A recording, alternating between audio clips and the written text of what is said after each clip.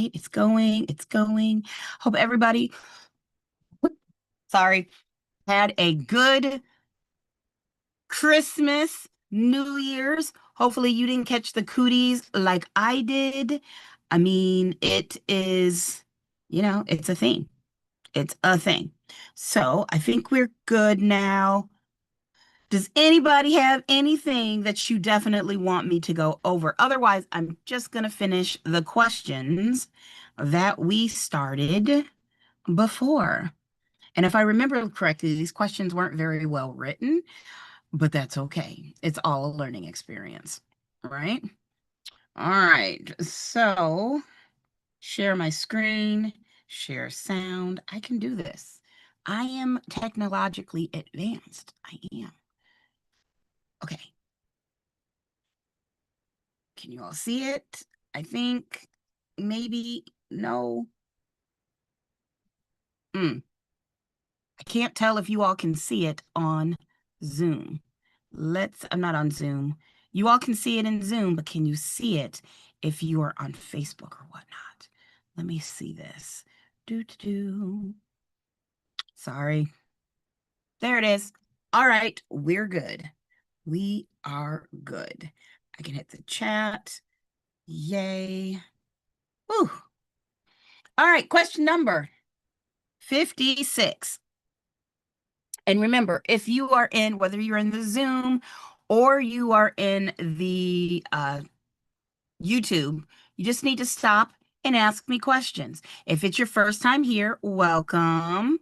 Corey, you're starting to get back to it. Any advice or suggestions? That's what you said on YouTube.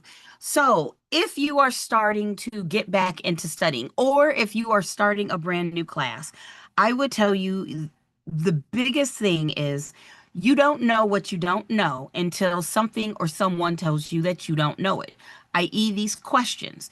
But don't just take questions.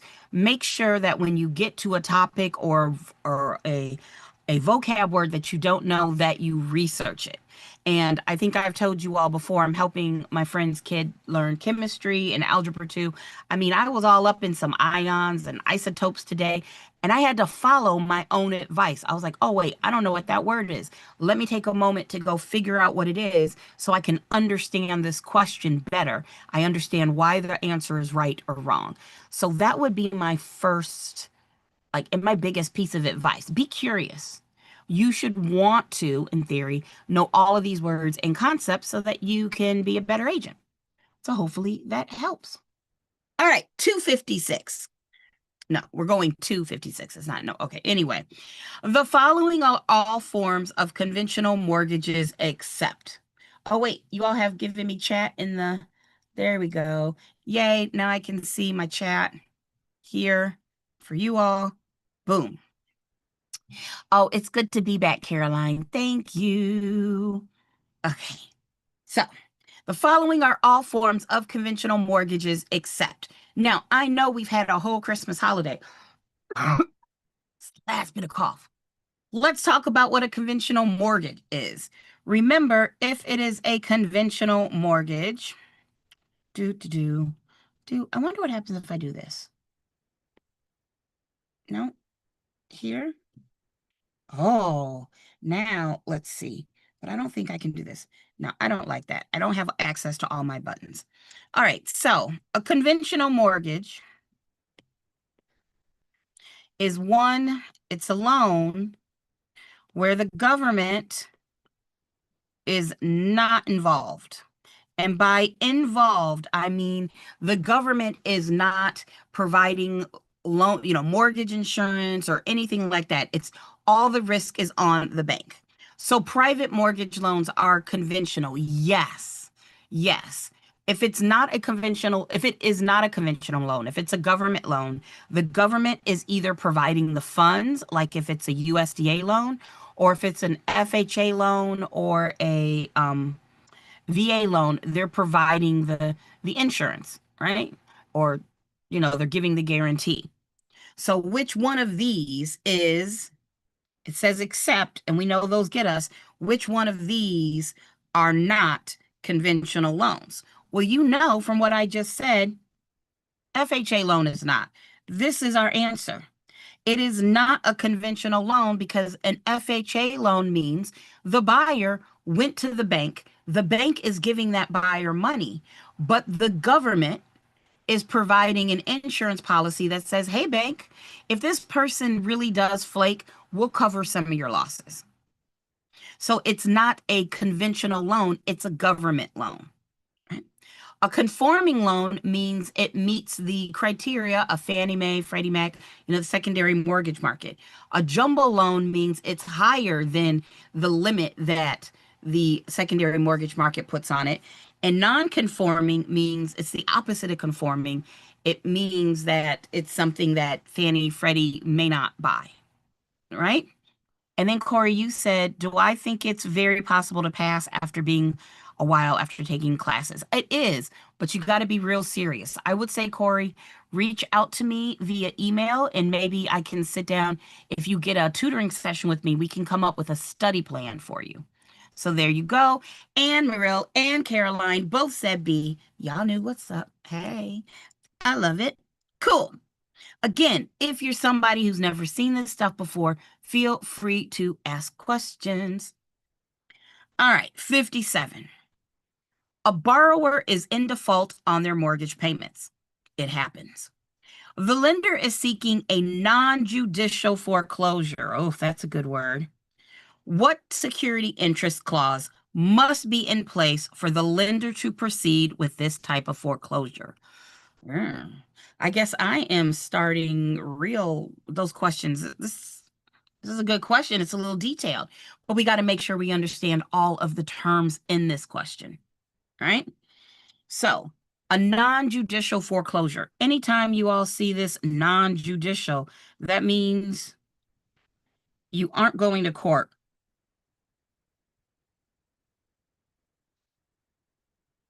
So this means the bank wants to foreclose on this person, but they don't want to have to go through a judge. That would be a non-judicial foreclosure. If they have to go through a judge, it would be a judicial foreclosure.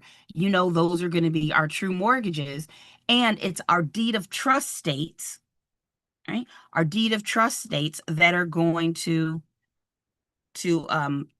have non-judicial foreclosures. There you go.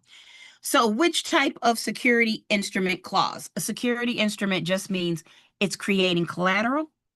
So is it the due on sale clause, the power of attorney clause, the power of sale clause, or an acceleration clause? Well, a due on sale clause, we know that's a clause in the promissory note. We know that's the clause that says, hey, buyer, if you are defaulting, we don't just want the payments you missed. We want all of our money. So if your payment is $1,500 a month, you miss 1 month, you miss 2 months, you miss 3 months, then that's clause, the power on sale clause says the government doesn't just want, what is that, $4,500. They want the $4,500, not the government, the bank, sorry. They want the $4,500 you missed, and they want what other monies you owe them. So if you still have $200,000 to pay them back, that due on sale clause is in the promissory note. You're telling them, hey, if I stop paying you, I will be responsible for all the monies I owe you, not just the missed months. So it's not due on sale clause, although you do need to know that for the test, right? You've got the the power of attorney clause. I guess it's a clause that gives somebody power of attorney, but you're not giving them power of attorney. So no, it's not that one. Power of sale clause. Yeah, I like that answer. It is a clause in the security instrument, the mortgage, stupid cough, which says, look, if I default, you can go ahead and sell my house. You don't have to wait for a judge to say it's okay to sell my house. Just go ahead and do it. Hey, Mary, I see you, girl. So I like power of sale clause. And then you have acceleration clause. And I know that's not the answer either, right? Wait, you know what? Hello, it is January. How I explained the due on sale clause is the acceleration clause. Losing my mind. Well, y'all know I didn't have much of a mind to begin with. Let's try this again. The acceleration clause is the one where if you default, you owe everything. I guess my brain's not 100% back. And the due on sale clause is also known as the alienation clause. And that's the clause that says if you sell it, you gotta pay back the bank. Sorry about that. It happens, but now you all know. You don't remember seeing a power of sale clause. That's okay, Mariel. That's why we take these practice questions, because this is telling you your vocab. I would say this is one of those questions 100% you're going to see. Like, you need to know the vocab in this question. You need to know the due on sale clause. You need to know the acceleration clause. You need to know the power of sale clause. Like, those are all three. You should know what power of attorney means, but it's not going to be necessarily one that is part of a mortgage, somebody borrowing money for a house. So it's okay. That's why we're here. We learn. 58. What loan qualifications, shouldn't that be which? I don't know. What loan qualifications must be met in order for a primary mortgage market loan to be sold on the secondary market? So what loan qualifications must be met in order for a primary mortgage market loan to be sold on the secondary mortgage market? Now, I know I've got people in the Zoom room as well as probably in YouTube that you all are just starting off in your process of these classes. So I'm going to give you a little mini lesson real quick on the difference between the primary mortgage market and the secondary mortgage market. Because again, this is a topic you will be tested on. So it's time for a little drawing. Look, see, there's my chemistry 101 stuff. Look at that. Ions, basics. Yeah. But let me go to something here. Y'all don't need to see that math. All right. So what I'm going to do is called sketchnoting. I'm going to try to draw this out, and the goal is to make it clear to you what's happening. So we know we have a borrower. That's usually the buyer, right? And they go to the bank, and the borrower gives the bank documents. They give them documents. Those documents are what we call the physical piece of paper, the mortgage, a promissory note. And in exchange, the bank gives that borrower some money. Now, we know most mortgages are like, hey, you have 30 years to pay us back. You're going to pay us back what we loaned you plus interest. So if the loan was for 200,000, you might end up paying in interest $300,000. Yeah, it's like that. The interest is no joke. So over the 30 years, you're going to pay the bank back $500,000.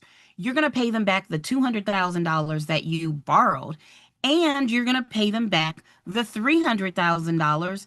Not pay them back, but you're going to give them $300,000 in interest because they loaned you the 200 to begin with. I know. Sounds like a ripoff because it is. Wait, somebody said in the chat, hey, from South Carolina, this is for the national real estate exam, Griff the man. It is. This is all going to be for national, I mean, obviously states and national. So you're good. You are good, Griff. So we got this situation where the bank says, hey, in 30 years, they're going to make $300,000. But they don't get this money until, what would that be? It's 2026. So that would be 2056. It's going to be 2056 before they get their full investment. And as my favorite meme says, ain't nobody got time for that. Ain't nobody got time for that. So what the bank does is the bank takes multiple mortgage loans. So we're talking about a borrower over here and another borrower over here and another borrower over here. They package them together. And let's say altogether it is $1 million in multiple loans, which could be worth 2 million in it's 2 million in interest in 30 years. They're like, look, yeah, we made and we gave out $1 million, but we're not going to get the other 2 million in interest for 30 years. That we don't want to wait that long. So they take all of these loans and they sell them to the secondary mortgage market.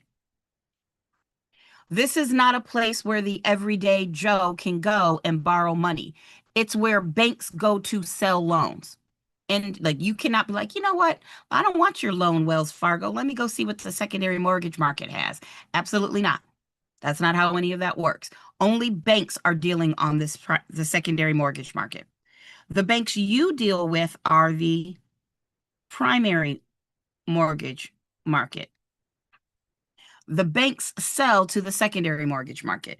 And this is where you get Fannie Mae and Ginnie Mae and Freddie Mac. What is that? FHLMC.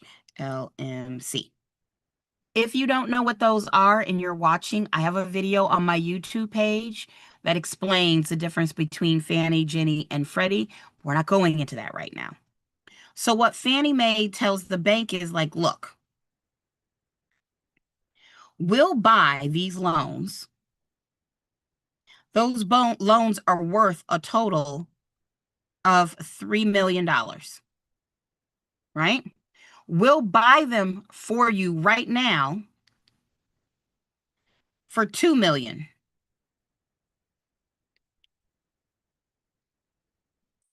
Well, why would the bank do that? Because the bank, if they get this $2 million, they get, excuse me, the original $1 million that they loaned out to people, plus they make 1 million in interest. They're not making 3 million, yeah, but they're making that extra million in interest almost instantly. Oh, so sad. You only made $1 million in like the last month when you finished this transaction. Boo-hoo, bank. So this is a great buy for the bank. The bank is like, oh, we loaned $1 million. We're going to get that million back plus $1 million in interest back right now. Sounds sweet, right? And this is a great buy for Fannie, Freddie, and Ginnie because now over 30 years, they paid 2 million, but they're going to get 3 million back. So they made $1 million. Whoop, whoop. So that's the secondary mortgage market. But here's the thing, banks don't want crappy loans. They want loans that over the 30 years, they're going to make this million that people are going to pay back. And that's why they have standards or guidelines, or you could call it qualifications, call it what you want. But they're not going to buy a loan that you maybe gave to somebody jobless. I mean, they're like, what are the chances of getting that money back? So there are standards that the secondary mortgage market will buy. So hopefully that makes sense. I know I said a quick review, but and if you're trying to figure out how to study, this is what I mean by sketchnoting. The only person that's going to understand these notes are you and me because you were with me when I drew them. But if you were doing this for your own studying, then you would see how, oh, okay, when I go back to review, can I make these notes make sense? Right? So that is the secondary mortgage market. Let's go back to our question, which is here. What loan qualifications, come back, must be met in order for a primary mortgage market loan to be sold on the secondary market? mortgage market. So what is Fannie Mae, Freddie Mac looking for? It's kind of like if you're dating somebody. Are you willing to date somebody who, I don't know, if they tell you up front, I'm a narcissist. For me, that would be, yeah, absolutely not. I don't date narcissists, right? You have qualifications for who you date. The secondary mortgage market has qualifications for, okay, what kind of loans are we going to buy as an investment? So let's see what our options are. A, must meet 80% loan to value ratio and other borrower qualification criteria set by government sponsored enterprises. By the way, government sponsored enterprises, those are going to be your Fannie and your Freddie and your Ginnie Mae. All right. Is it must meet the 28% debt to income ratio or other borrower qualification criteria set by the ECOA or the Equal Credit Opportunity Act? Is it must meet conforming loan limits and other borrower qualification criteria set by the Truth in Lending Act? Or is it must meet conforming loan limits and other borrower, that's such a hard word, borrower qualification criteria set by government sponsored enterprises?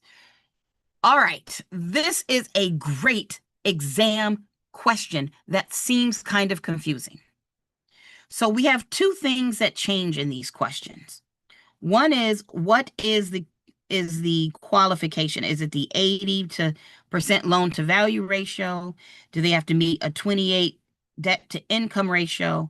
Is it the conforming loan limits or the conforming loan limits here? All right. So if we were to look at that, oh, wait, the other options that change within here are is it from government sponsored enterprises? Are those limits set by the ECOA? Are those limits set by TILA? Or again, are government sponsored enterprises? Now, I could spend an hour just breaking down all of those things and what they mean. This, again, is an excellent question that you want to take when you're studying. So if you're still there, Corey, this is one of those questions I mean. When you see a word or a term you don't know, don't just answer the question, find out what the answer is. Break down all these little details because you could be tested on any of them. So let's take a look here. The 80% loan to value ratio, that tells you how much of a loan the bank will give. And doesn't really have anything to do with the secondary mortgage market. So off the bat, I know the secondary mortgage market doesn't really care about that. That's about what the bank did originally, the primary mortgage market only. So, yep, I can eliminate A. That's not our answer. All right. Caroline's got it. Well, if we look at B, that 28% debt to income ratio, again, that's what the bank is deciding how much of a loan to give you. That's about the primary mortgage market. The answer can't be B. Right? I don't even have to get to the other things, but I will say this, the Equal Credit Opportunity Act has nothing to do with the secondary mortgage market. Nope.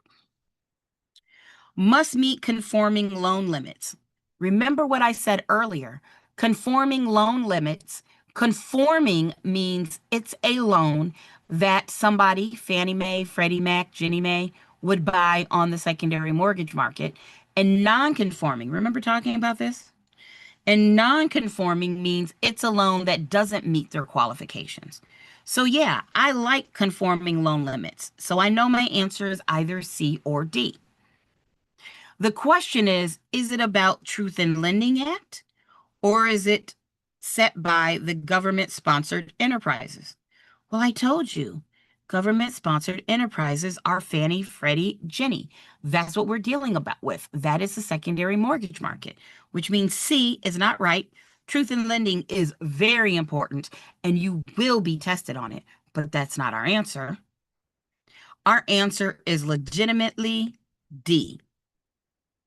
No, come back here. D is our answer. Why? Because both parts of that question match. Yes, it's about the conforming loan limits, and yes, it's about the GSE, the government-sponsored enterprises. Great study question. Mary asked if I took my Michigan exam yet. I took my end of class exam, Mary, but I'm a slacker. I need to take my state exam, and I've promised my current class that I have in the evenings, by the time they finish their class, I will take my state exam. So you all have to keep me honest. I will do it. And there's just a little bit of pressure. What if I don't pass? Well, I don't pass. I don't pass. Same with you all. What would I tell you all if you don't pass? Take it again. Study up. So I'm right there with you studying. Right? All right. And look at Caroline. Got the answer right. Do a little dance. Do a little dance. Do a little dance. Do a little dance. Okay. Enough of that. Whoop, whoop. All right. Let's move on to 59. Hopefully, this is making sense. Even if you've not been taught any of this stuff before, hearing it this first time will make it make so much more sense once you do get to it in your class. Just saying. Right? I need water. And you know, if I'm drinking water, this is what always goes through my head when I'm drinking. What you gotta do? Just keep swimming, just keep swimming, just keep swimming, swimming, swimming. What do? We swim. I can't help it. I mean, maybe I don't love Ellen anymore, but I still love Finding Nemo. All right. Hopefully y'all can hear that. Oh, Kamani said you're a little rusty. Girl, everybody's a little rusty. Clearly, I'm a little rusty because I explained something incorrectly. I said the wrong thing. It is after the holidays. Our brains weren't thinking about this. I surely wasn't thinking about this when I was coughing up a lung from having the flu. You know you're coughing too much when you cough up blood. Don't panic. It was just because I was coughing so much in my throat and whatnot. But yeah, I won't thinking about this either, so do not feel bad. That's why I'm here. Mary, you said you're being a slacker on yours as well. You're scared of not passing. Mary, don't be scared of not passing. I mean, it's healthy to be a little worried, but girl, if you don't pass, you just take it again. So we can study, right? Just saying. All right, 59. Which act was created to protect consumers from predatory lending practices? A lot of loan questions right now. Requiring lenders disclose borrowing costs up front when trigger advertising loan terms using clear terminology so consumers can make informed decisions. So let me just be honest. This is a long question. And if you're not comfortable with all the terms in the question, you're like, I don't even know what you're talking about. You do know these things. If you have been studying, you do know these things. We just need to break it down and make the question make sense. So we know you're slacking at studying. Mary, I cannot I cannot, tell you that you're alone on that. Okay, we got people saying A in my Zoom room, right? So we know it's an act and it's protecting consumers from predatory lending practices, and they have to disclose borrowing costs. And we know there's something about trigger terms. Now, the great thing about this is these acts tell you exactly what they're about. Yes, our answer is Truth in Lending Act. Woo! So for my people who got that question right, that's a good job, man. Y'all are doing a very good job.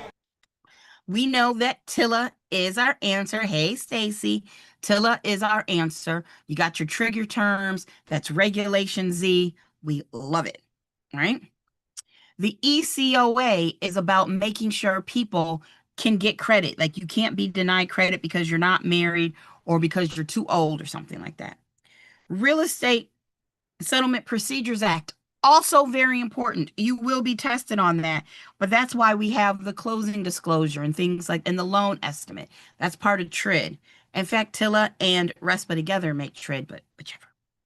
And the Fair Housing Consumer Protection Act. I don't actually think there's a Fair Housing Act, but the Fair Housing Consumer Protection Act sounds like it's made up.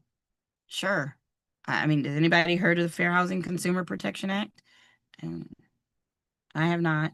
Maybe I'm wrong, but I don't even actually think it's real. We'll just assume that. And I would say I would call Uncle Ray, y'all, but Uncle Ray is not talking to me right now. I mean, not that he's ignoring me, but he's just typing back my answers and he's not speaking them. So I got to figure that out. And then we will ask Uncle Ray some questions on here again. He's not gone. I just got to fix him.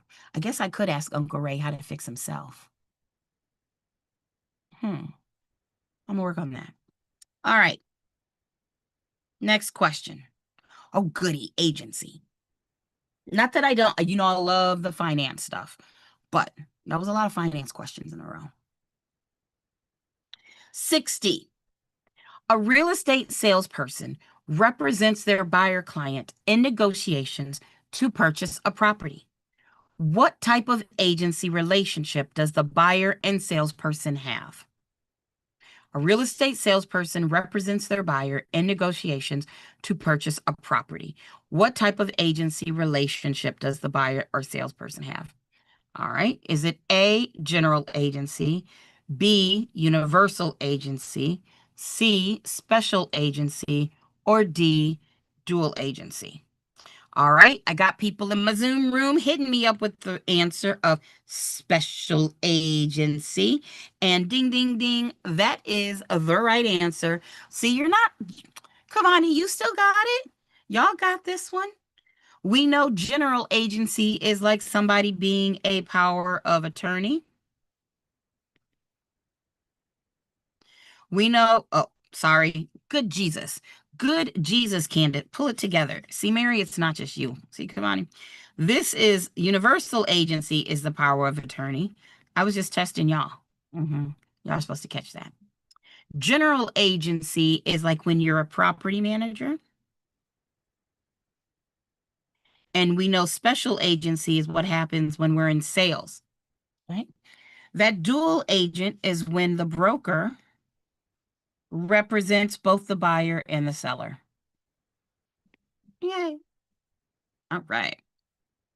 61. The buyers and sellers in a real estate transaction are both being represented by the same agent in a dual agency agreement.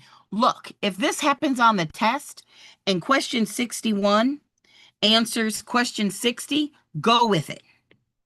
If you had chosen dual agency and then you get to 61 and you're like, oh, wait, they just told me that dual agency means that, then go back to 60 and change your answer. It can happen on the test. I'm not saying it happens a lot, but it can happen. And it's perfectly fine for you to go back and be like, oh, I know I got a question wrong, right? So the buyers and sellers in a real estate transaction are both being represented by the same agency and agent in a dual agency agreement. Which fiduciary duty cannot be upheld in this?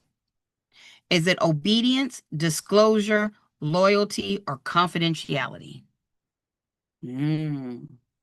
Obedience, disclosure, loyalty, or confidentiality. All right. So for 61, what are we thinking?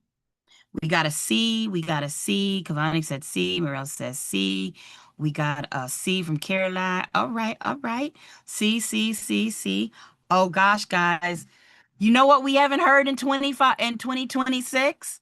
Do you know what we haven't heard? I like carrots, and you should too. It goes crunch, crunch, crunch, and it's good for you. We like carrots, and you should too. It goes crunch, crunch, crunch. That jam has been brought to us by the letter C.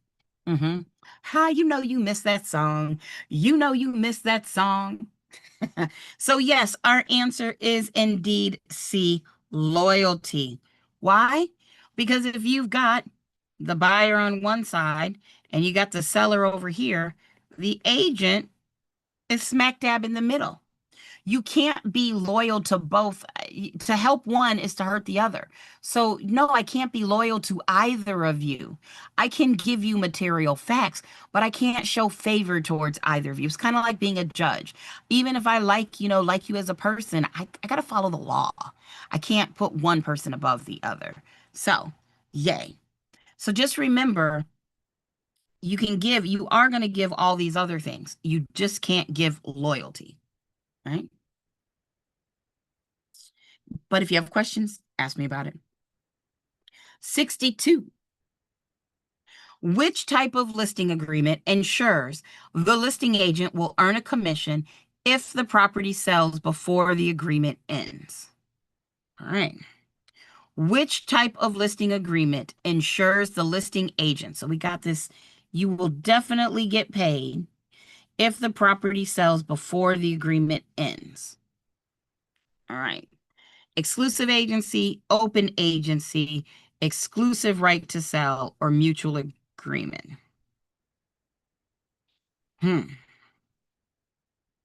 Weird question. All right, well, let's talk about the difference in these. Okay. Exclusive agency means only one agent can list the property and work for the seller. But if the buyer finds if the seller finds the buyer, you're not getting paid.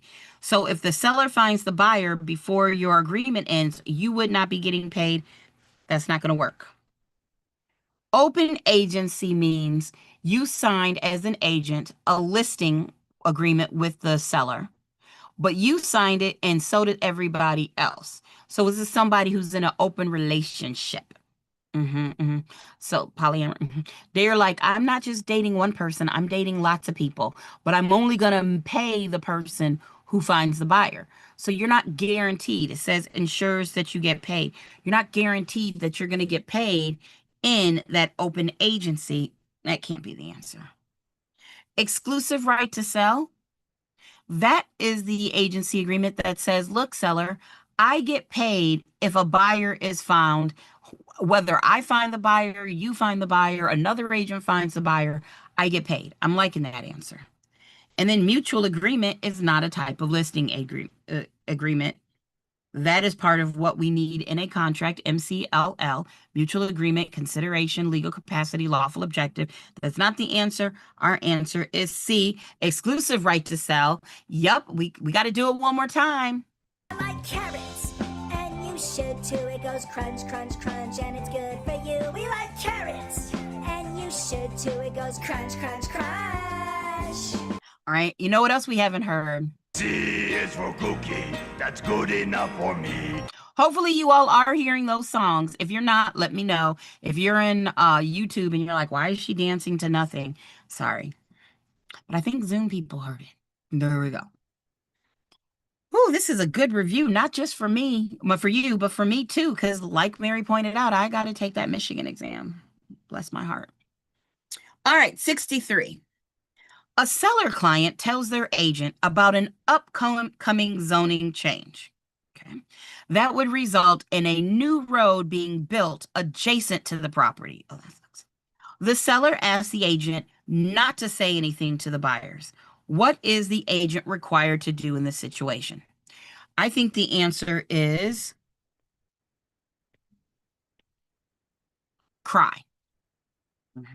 The answer is cry.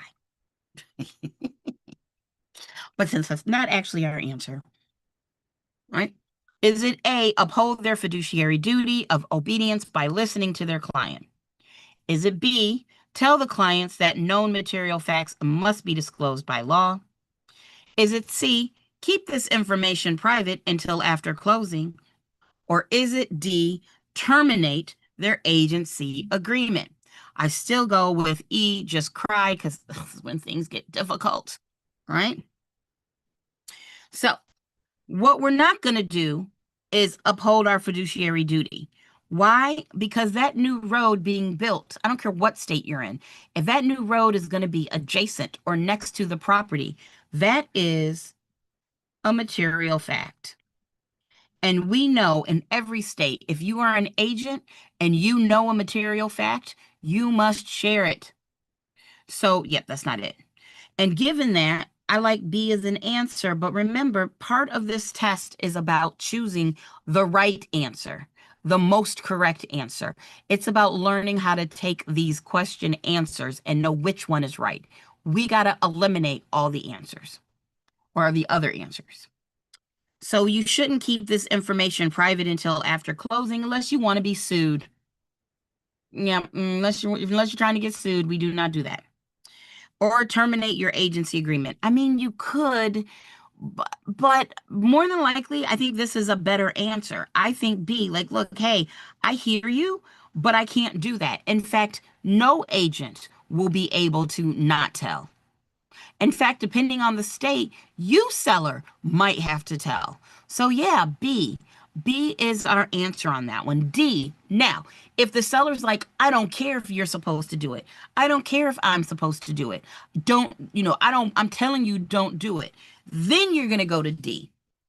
So D isn't completely wrong, but this is about what is the better answer. And I know it takes me forever to get through these questions with you all together, but I promise the more you break these down like this in your practice, the faster you'll get when you're alone, and then you pass a test. Boom. That's what we're trying to do here. I mean, we're trying to learn it to be better agents, but then also we're trying to pass a test. 64. Are we going to get to 6, 7? Okay, maybe that'll die in 2026. Oh my God, but what if it doesn't? And for like all of December of 2026, we have to hear 26, 27. Like, I would say I shoot myself, but I might shoot the kids. But I can't say that, can I? Either way, caveat emptor states, subscribe to which of the following when it comes to property condition disclosure laws. So the states that use caveat emptor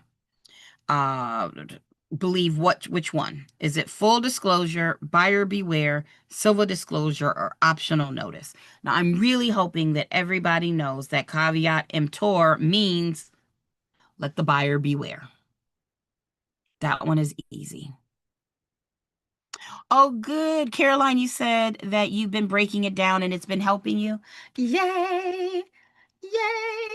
I'm telling y'all, I'm doing it for this, for my Michigan stuff.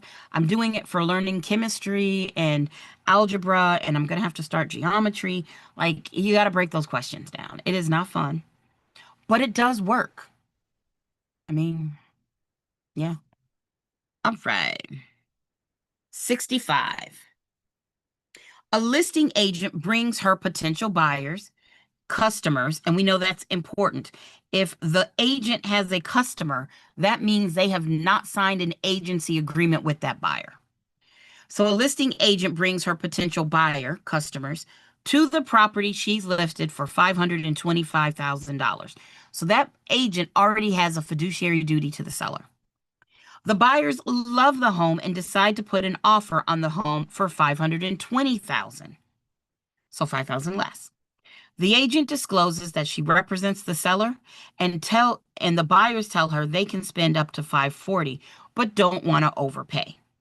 The agent lets her sellers know of the offer and how much the buyers are willing to pay. Has she violated her fiduciary duties? Well, guys, one of the things you can do when you're answering these questions, especially long ones like that, is answer the question in your head before you even look at your answer choices. And then if you know the answer and there's an answer that matches, bingo, you're good. So let's talk about it. This listing agent took buyers who she doesn't work for to a property that is owned by the sellers who she does work for. She works for the sellers. Let's call this listing agent Jane. Jane owes fiduciary duties to our seller, not our buyer. So we know that's old car. Sorry. It's obedience, loyalty, disclosure of information, confidentiality, accounting, and reasonable skill and care. Right? That's what she owes to the sellers. To the buyer, she just owes fairness, honesty, and disclosure of material facts. She should not be giving the buyer advice and skill. If the buyer wanted advice to help themselves, then they needed to hire an agent. And for that listing agent to give the skill of, blah, blah, blah, or to even get that confidentiality. If buyer wanted confidentiality or skill, they needed to hire their own agent. Jane should not be giving that to her buyer. So did she break her fiduciary duty when she told the sellers what the buyer said? Absolutely not. She didn't break anything. That was her required duty. Now, if this was dual agency, that'd be different. But it's not dual agency. It pointed out at the beginning, these are customers. So, no, she did not break her fiduciary duty, which means I can eliminate D and B. I know my answer is either A or C. And even if I'm not quite sure which one it is, I got a 50-50 chance of getting this bad boy right now. So, no, she's allowed to and must disclose this information to the sellers, or no, she's supposed to reveal all buyer and seller motives to ensure transparency. That is absolutely not correct. She's got to keep the seller's motives confidential, making our answer A. Boom, shakalaka laka boom. There we go. Look at y'all being smart. Whew. 66. What concept is involved with notice, delivery, and acceptance of offers and contingent and let's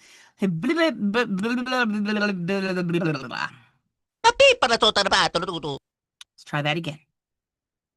What concept is involved with notice, delivery, and acceptance of offers and contract negotiations? Is it time is of the essence, constructive notice, equal agreement, or legal notice? Okay.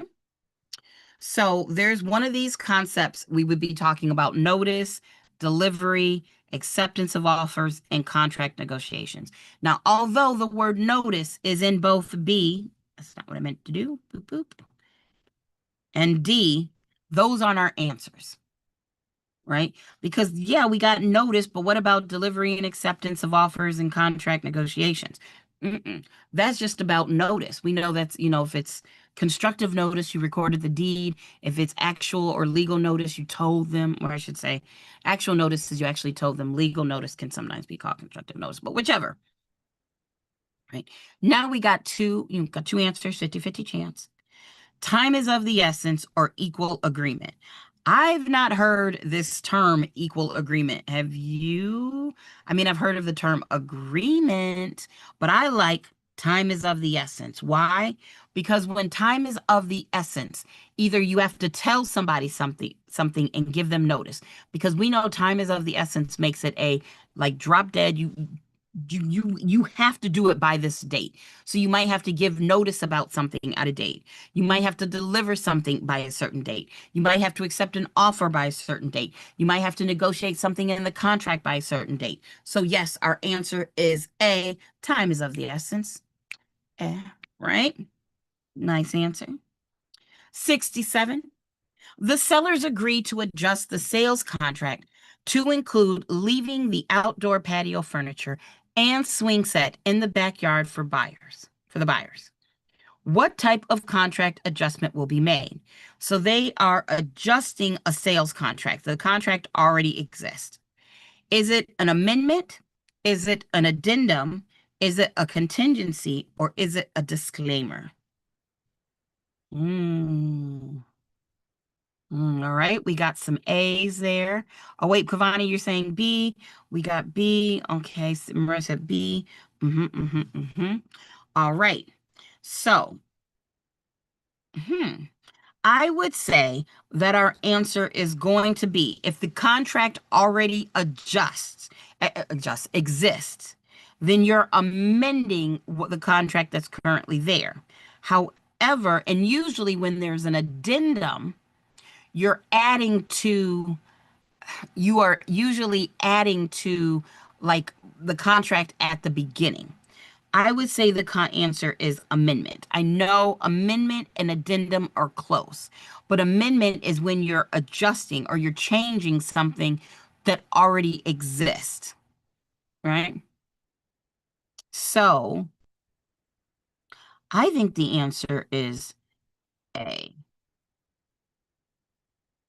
But I could also go, ooh, this one's hard because I know, you know what? Let me look something up. I'm just looking something up. Give me a second. I want to see what, was in North Carolina. I just want to see what North Carolina says. That would be contract law. That would be. Give me one moment, please.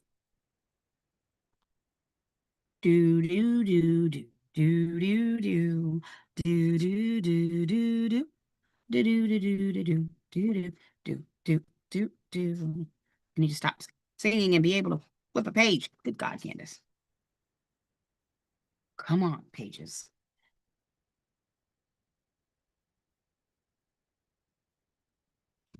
No, it's not there.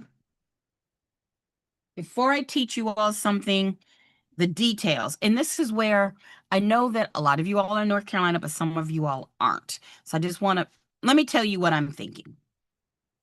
The reason why I think the answer is amendment, I would choose amendment, is because it said you're adjusting an already existing thing, you're amending it. And then when you have an addendum, you're adding something new.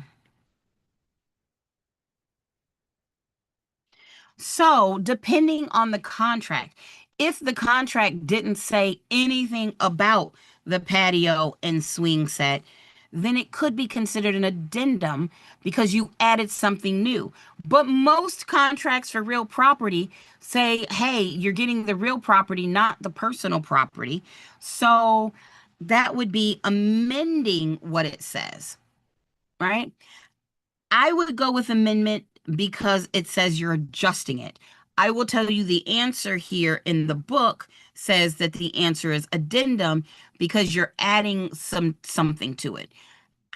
I'm going to go with amendment, but I do get why they're saying addendum, because if the contract did not address it at all, you'd be adding terms. This one's a hard one. Yep. See, Grayson, you're with me. A document that adds new terms or information to a contract or at the time it is signed. That's what I say. But I do get the theory behind, oh, well, you're changing something that's in the, sorry, you're adding something. So Grayson, if for those people that are on YouTube, Grayson said a document that adds the new term. So yes, we're going. Andrea, oh my God, Andrea, you're here. I just saw your name and I realized I owed you an email back from like months ago. You know my brain doesn't work well, Andrea. Please email me tonight and I promise I will get back to you tomorrow. I absolutely promise to get back to you tomorrow. Pinky swear, everybody heard me say it. Andrea, I need to look at that email. You need to email me, girl. And hey, girl, hey. And just for you all that are watching, Andrea is the person who was in my 5-hour video that is so amazing. And she passed her first time. She passed her first time. So congratulations, Andrea. And email me. And I'm sorry. So yes, I'm going with amendment. Addendum, sorry. Addendum. A contract, a document that adds new terms. Okay, wait a minute. To a contract before, yes, right. Addendum is with new offer. So let's say a contract, when it's an offer, let's say you're using a standard contract. And that has page A, page B, page C, page D. That's the standard. When you add all of a sudden page E, and then, so you added it, and then the buyer and seller agree to A and E, that is going to be an addendum. But let's say there's a clause in C and you want C to say C2. If C already existed, everybody already signed it, and then you make a change to C, that is an amendment. And since you're adjusting the sales contract, that's why I would say that. Oh, thanks, Andrea. She said I'm a great teacher. Psyching up helps. So yes, I would go with that. Contingencies are when you give yourself an out in the contract. And a disclaimer is just look, you're telling somebody something. Like, this is a disclaimer, just so you know. It's kind of like when I go on a date, I'm like, just so you know, I'm crazy. I'm giving you the disclaimer now. Oh, and that I sing lots of songs. In fact, my night class I just started, didn't I give you all the disclaimer that I use a lot of movies and TV show characters to get, I gave you a disclaimer. Nobody can be like, oh, but I was surprised. I gave a disclaimer. All right. It is 7:57. I'm going to end there because it's, well, no, let's do 68 real quick because that's the end of that page. What action returns a contract's parties to their positions before the contract was in place, including the return of any deposits? A novation, a rescission, a descendant, or notice? Well, we know it's not notice. We talked about actual notice. We talked about constructive notice. That's not it. A descendant is somebody who, you know, like one of your heirs, like it's somebody underneath you that your stuff could possibly go to. So it's not that. Now we know novation or rescission is the answer. And actually, novation, nova, new, that's replacing one contract or a person in a contract for another. But rescission is the annulment of a contract. Just like when you annul a marriage, it's like the marriage never happened. Rescission is like the contract never happened. Then and now I can say boom, shakalaka laka boom, boom. And it has been an hour. I'm so glad to be back with you. I'm so sorry I was sick, both for your sakes and my sakes. I'm not trying to be sick anymore. In fact, if you've not taken your flu shot, go take your flu shot. Because if I had had mine, maybe I wouldn't have been as sick. I will see you all Friday, same bat time. Well, not the same bat time, different bat time. That's going to be 3 o'clock Eastern. So noon if you're Pacific on Friday.